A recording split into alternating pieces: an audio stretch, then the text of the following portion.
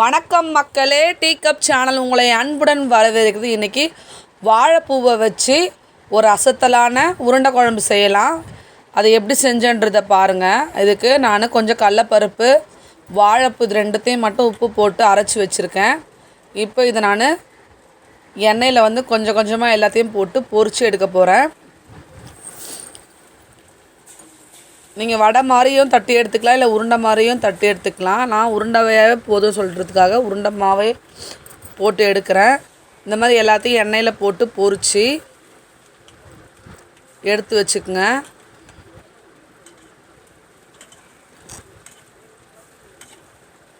வாழைப்பூ சாப்பிட்றதுனால ரொம்ப ரொம்ப உடம்புக்கு நல்லது, ரொம்ப ஹெல்த்தியும் கூட. இந்த மாதிரி பாருங்கள், உருண்டையை செஞ்சு வச்சுருக்கேன். இப்போது ஒரு பாத்திரத்தில் எண்ணெய் ஊற்றி அதில் கடுகு, கருவேப்பிலை, வெங்காயம் போட்டு நல்லா வதக்கிட்டுருக்கேன். அது கூட தக்காளி சேர்த்துக்குங்க.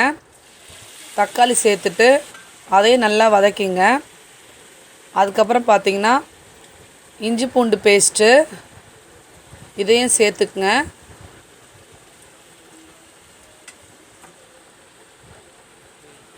நல்லா வதக்கி விட்டுருங்க. இப்போ வதக்கி முடிஞ்சதுக்கப்புறமா நல்லா ஃபைனாக வதங்கினதுக்கப்புறமா தேவையான அளவுக்கு நம்ம உருண்டை வச்சுருக்கோம் இல்லையா, அந்த உருண்டையில் ஒரு 2 உருண்டை 3 உருண்டை போல் எடுத்து இதில் போட்டுக்குங்க. அதில் போட்டால் நல்லா திக்னஸ் கொடுக்கும், அதுக்காக ப்ளஸ் டேஸ்ட்டாகவும் இருக்கும். அதுக்கப்புறம் பார்த்திங்கன்னா இது கூட அரைச்சி ஊற்றுறதுக்காக தேங்காய்க்கு பதிலாக நான் உடச்ச கடலையும் ஒரு 5-6 முந்திரி பருப்பும் சேர்த்துருக்கேன். இதே நல்லா அரைச்சிட்டு வந்துடுங்க.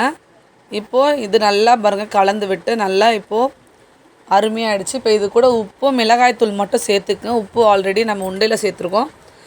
எவ்வளோ வேணுமோ அந்தளவுக்கு தேவையான அளவு சேர்த்துட்டு இப்போது கொஞ்சமாக எவ்வளோ தண்ணி வேணுமோ அந்த அளவுக்கு தண்ணி ஊற்றிக்குங்க, உருண்டைக்கு ஏற்ற மாதிரி.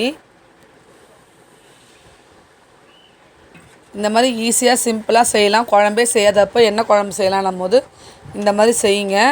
இப்போ பாருங்கள் நல்லா கொதிருச்சு. இந்த ஸ்டேஜில்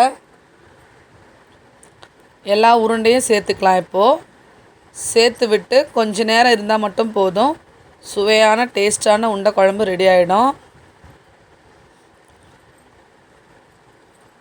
சில பேர் அப்படியே உருண்டையை போடுவாங்க. அந்த மாதிரி போட்டால் ஒரு மாதிரி தொகர்க்க மாதிரி இருக்கும். இந்த மாதிரி நீங்கள் வறுத்துட்டு போட்டிங்கன்னா ரொம்ப ரொம்ப டேஸ்ட்டாக எம்மியாகவும் இருக்கும்.